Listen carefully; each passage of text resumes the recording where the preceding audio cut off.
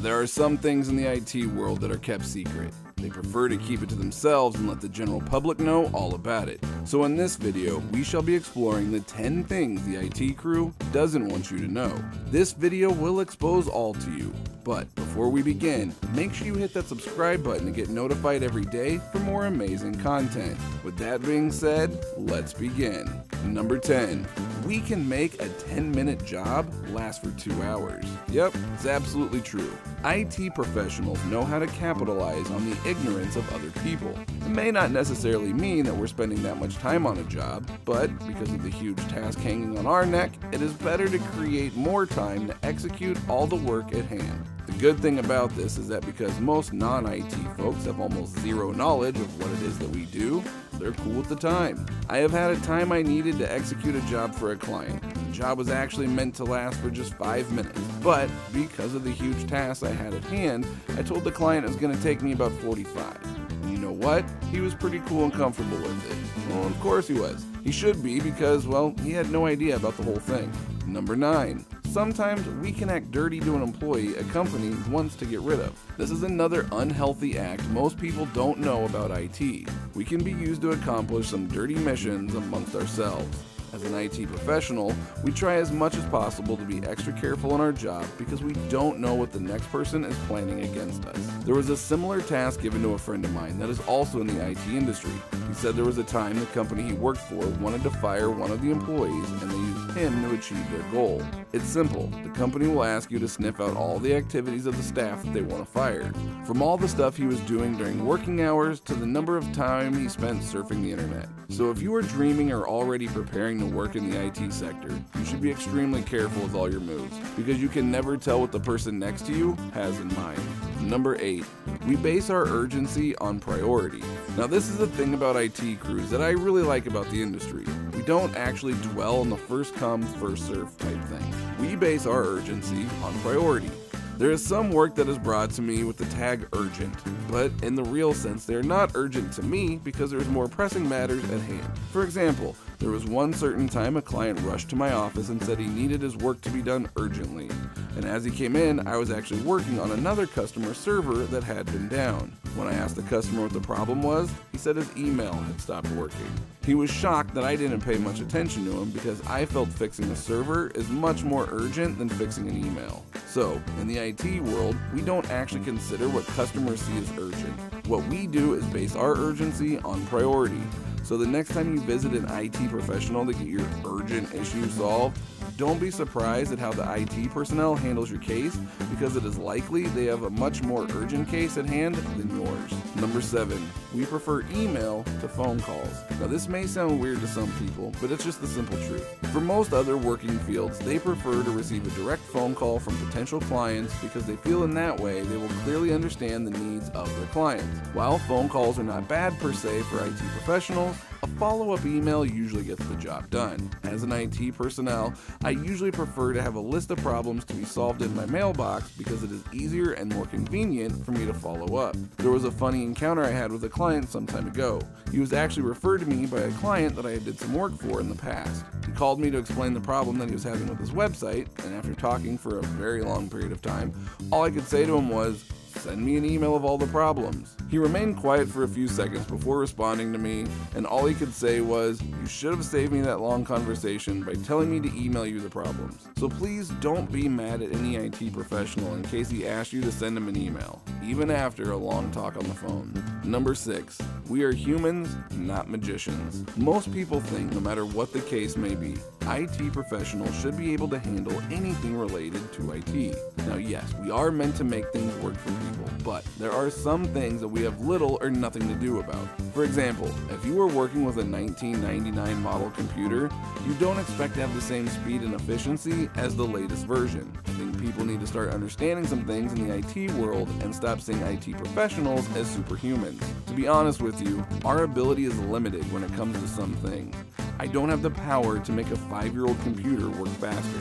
If you own a computer, it gradually slows down as it gets older, and there is little anyone can do about that.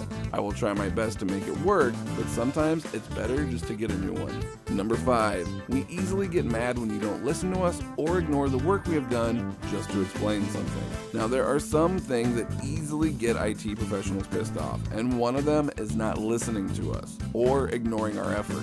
I have had a number of altercations with some clients, not because we had serious disagreements, but because they failed to adhere to the instructions I gave them. You may not really understand the extent to which this makes us mad unless you're in the industry. There was a time I did work for one of my customers, and I instructed him not to visit a particular website. I didn't know what came over him, he didn't stick to my instructions, visited the site, and then his computer gets a virus. He brought it back to me, and I almost vowed not to fix the problem for him because we both knew why he was having the problem. It's because you did not follow my instructions. Also, I hate it when I take my time to document something. Write step-by-step instructions on what to do, take screenshots to make everything easier for you, and you still keep asking me questions. For crying out loud, everything you need to know has been documented for you. Just follow the steps and the pictures gradually and stop bugging me with unnecessary questions. Number 4, there is rarely anything that you can hide from us. When it comes to IT related stuff, there is virtually nothing you can keep from us. If you think clearing your web history and trashing cookies will keep you safe and invisible, then you have got to be joking.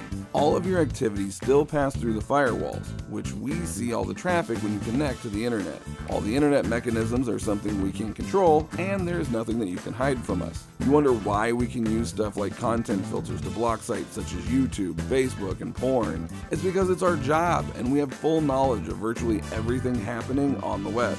I have had so many situations where customers try to get rid of their web history with the hope of hiding things from me.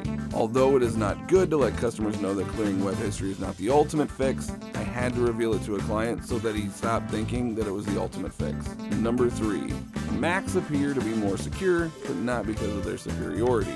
I know just a few people are aware of this fact. Yes, there is more security for Mac users when it comes to internet fraud.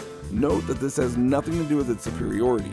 It is because most people in the world make use of PCs. The internet fraudsters want to dupe most of the people they can in the world. They look for all the possible ways there is to lay hold on your credit card information, and their success rate is just about 0.01%.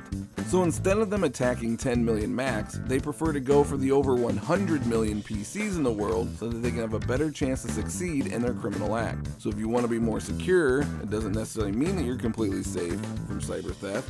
The best option for you is to go with Macs because they are not too common as PCs are, and they are somewhat complex to break through easily. Number 2, on Google. Now there are some things that people need to understand about Google. Most people see Google as an alpha and omega, but that is not actually correct. There are some things Google will not do for you. Now, no doubt, Google is a nice resourceful tool where you can get good answers to all forms of questions that are bothering you. But not everything you get on the platform is 100% correct. As a matter of fact, with the number of websites available online today, it is pretty easy to get misleading answers. This is because there is no tight scrutiny to tackle the issue. It is now left to you to know the right from the wrong. And as an IT professional, I can quickly do a Google search for a particular subject and get rid of illegitimate answers. I know which answers will work, which one makes sense, and which ones will lead me to further problems. This is what an average user cannot do. Some tasks are best done using home-based tech. Now, although there are some times when Google is best for all, it is often easier to execute some things by making use of the home-based technology before using the big corporate office tech. Take Gmail and Microsoft Exchange, for example. It is easy and simple to use Gmail, but Exchange is highly complicated to handle. Number 1, when we lack real answers to a situation, we use the word corruption. This is the last secret the IT crew doesn't want you to know about. There are a few occasions when you try to fix a problem. You temper with something carelessly and something goes wrong. Part of the system stops working or breaks down. In some cases, it could even lead to a complicated issue. This has happened to me several times, and most IT professionals cannot deny this fact as well. For example, there was a time I got into a mess with a client's job. The job was to move email over from a system to another, But unfortunately for me, I mistakenly lost her calendar items. At first, I was kind of confused about the whole thing, but because I knew the client wouldn't understand what went wrong, I felt somewhat relaxed. When she saw what was going on and asked what the problem was, I didn't open up to her that it was my fault. The only word that came out of my mouth was corruption. Attention Daily Top Teners. We have breaking news. A new channel alert. The most entertaining channel on YouTube is finally here, and they are giving away free iPhone 10s. All you have to do is subscribe to come along to win. It's full of super exciting cool facts, riddles, life hacks, and mysteries to keep you entertained. But don't take my word for it. Click on the screen now to see the latest video, or click the round yellow sun looking button and subscribe now. Link is also in the description. See you all there.